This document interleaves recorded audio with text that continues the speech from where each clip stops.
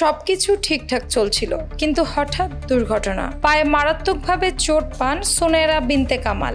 গত বুধবার ঢাকা বিশ্ববিদ্যালয়ের ফুলার রোডে নাটকের শুটিং চলার সময় দুর্ঘটনার শিকার হন নডরাই খ্যাত এই অভিনেত্রী।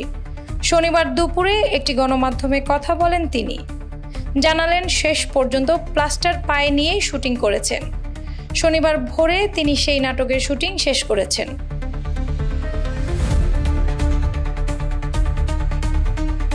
সুনেরা অভিনীত নতুন এই নাটকের নাম ৭ দিনের প্রেম।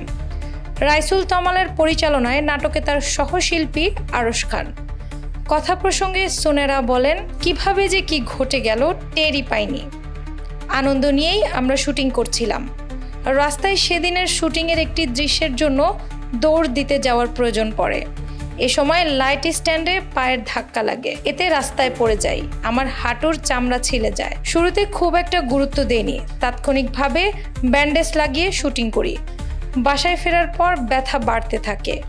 এরপর চিকিৎসকের সঙ্গে কথা বলে জানতে পারি পায়ে চির ধরেছে। তারপর পায়ের প্লাস্টার করতে হয়। চিকিৎসক সুনেরাকে 1 সপ্তাহের বিশ্রাম নেওয়ার পরামর্শ দিয়েছেন, কিন্তু তা উপেক্ষা করে তিনি ঠিকই শুটিং করেছেন। এই অভিনেত্রী বলেন, যদিও ব্যথা ছিল, কিন্তু কাজটা শেষ করার পরিচালকের স্বস্তি হয়েছে। আমার কারণে কাজটা আটকে থাকুক তা একেবারে চাইনি। আমি যখন কোনো কাজ হাতে নেই, চেষ্টা থাকে সর্বোচ্চ ডেডিকেশন দিয়েই করার। এই কাজটার ক্ষেত্রেও তেমনটি করেছি। তবে প্লাস্টার সহ পা নিয়ে শুটিংয়ের ক্ষেত্রে বেশ কৌশল অবলম্বন করতে হয়েছে, যাতে কোনো কিছু না বোঝা যায়।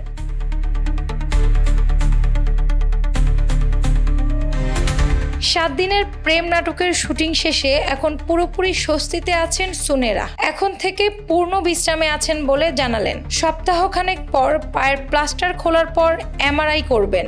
এরপর পরবর্তী সিদ্ধান্ত নেবেন বলে জানালেন সুনেরা। আরশ খান ও সুনেরা এর আগেও একাধিক নাটকে অভিনয় করেছেন। সহশিল্পী প্রসঙ্গে বললেন, আমাদের পর্দায় ন্যাচারাল লাগে। অনেকের কাছ থেকে এমনটাই শুনেছি। সত্যি বলতে ওর সঙ্গে শুটিংটাও দারুণ হয়। আমরা বেশ আনন্দ নিয়েই কাজ করি। আমাদের একটা সুন্দর জুটি তৈরি হয়েছে।